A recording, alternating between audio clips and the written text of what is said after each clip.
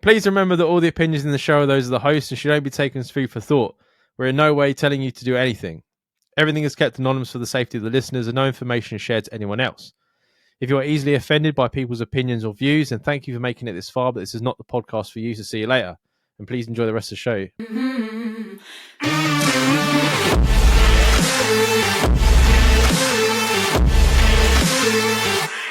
So the first one I've got is The Murderer of Renée Hartevelt.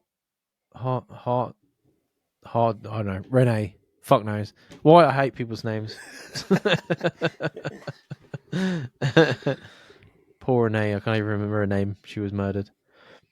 So it's about a man named... where is he from? He was known as the Kobe Cannibal. Issei Sagawa. He's Japanese. He's a cannibal and necrophiliac, known for killing Renee in Paris in 1981. So it says, Sagawa murdered Renee and then mutilated, cannibalized, and performed necrophilia on her corpse over several days in France. He was judged to be legally insane and ordered to be held indefinitely in a mental institute. But after a few years, he was deported to Japan. And when they examined him, they concluded that he was sane, and therefore he was released in 1986. So he only served a couple years, and then he was released. Ridiculous. Yeah. Since the case in France had been closed and the court records had not been available to the Japanese authorities, he was not again put on trial and spent the rest of his life in freedom. While he was widely criticised, he became a minor celebrity in Japan and made a living from the public interest in his crime. That's fucking mental, isn't it? Like, you kill someone, you go home, famous. And then people you go famous. Fucking mental. So what I do, I've just picked things from his like Wikipedia page, like that, you know what I mean, and just so you get like an idea of him. So his parent, he come from wealthy parents because obviously Japan, most parents are, aren't they? His dad was a businessman who worked in the water industry. He's saying blah blah blah. He was born prematurely and reported was small enough that you could fit in the palm of his father's hand.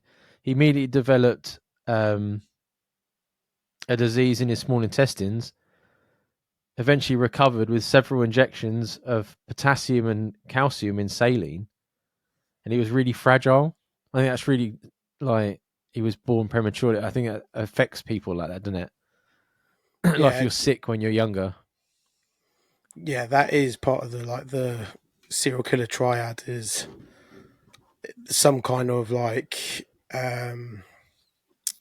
injury or like something to happen to you when you're a kid could be a massive like indicator towards you going into psychopathy. Psychopathy? What's that?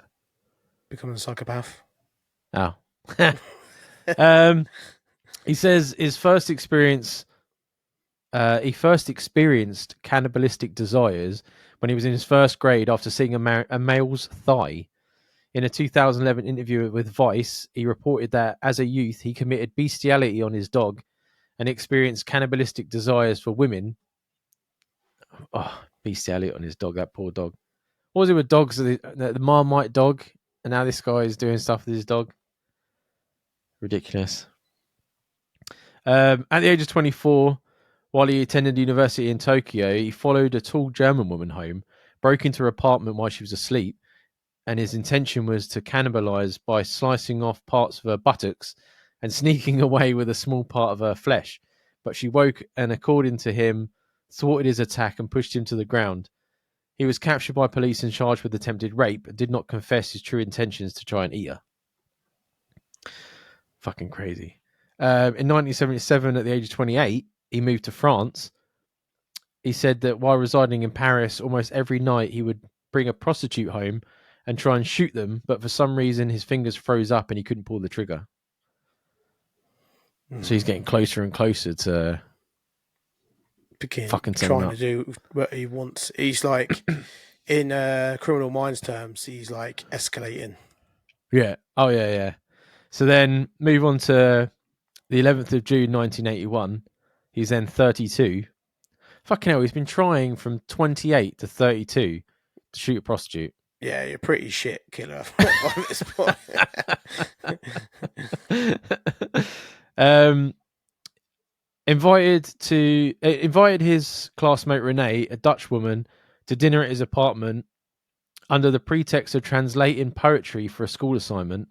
He planned to kill and eat her. Had selected her for her health and beauty characteristics he felt he lacked. He considered himself weak, ugly, and small.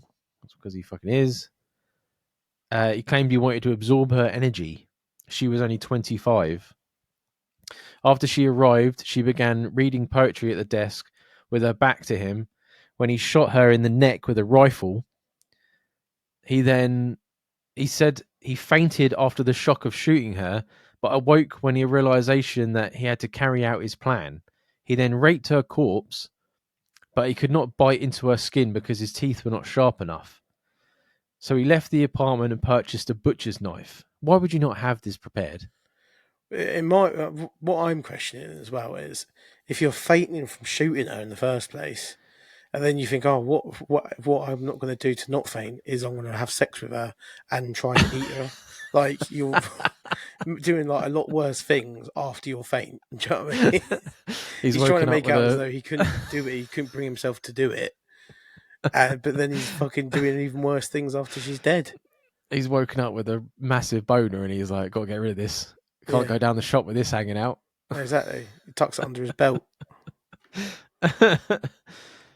He consumed various parts of Renee's body, eating most of her breasts, face, buttocks, feet, thighs, and neck, either raw or cooked, even admitting that he swallowed her clitoris whole due to her being on her period at the time and him not liking the smell of menstrual blood.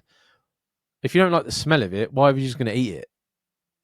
That doesn't make any sense to me. Yeah, and on top of that, why are you... He's been having sex with it all night. What does it matter? While saving other parts in his refrigerator, he also took photographs of Renee's body at each stage of eating. Once the remains of her body that he did not consume started to decompose, he attempted to dump the remains of Renee's corpse in the lake of some French park, I can't pronounce that, carrying her dismembered body parts in 2 suitcases, but was caught in the act and was arrested by French police 4 days later.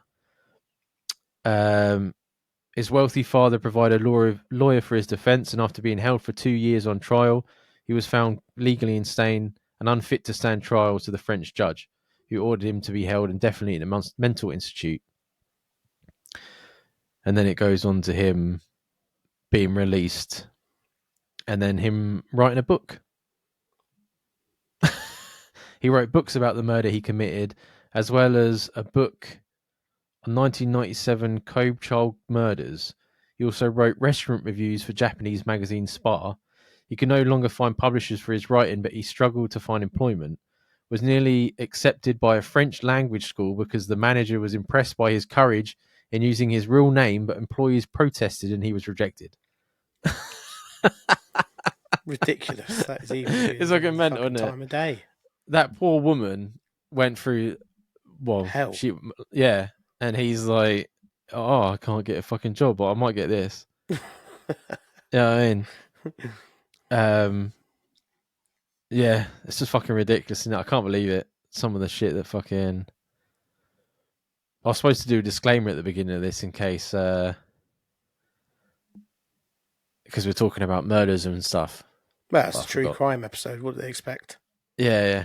But yeah, I thought that was fucking mental. I think I'd wanted to read that one out because he got away with it. It just baffles me. You know what I mean? Yeah.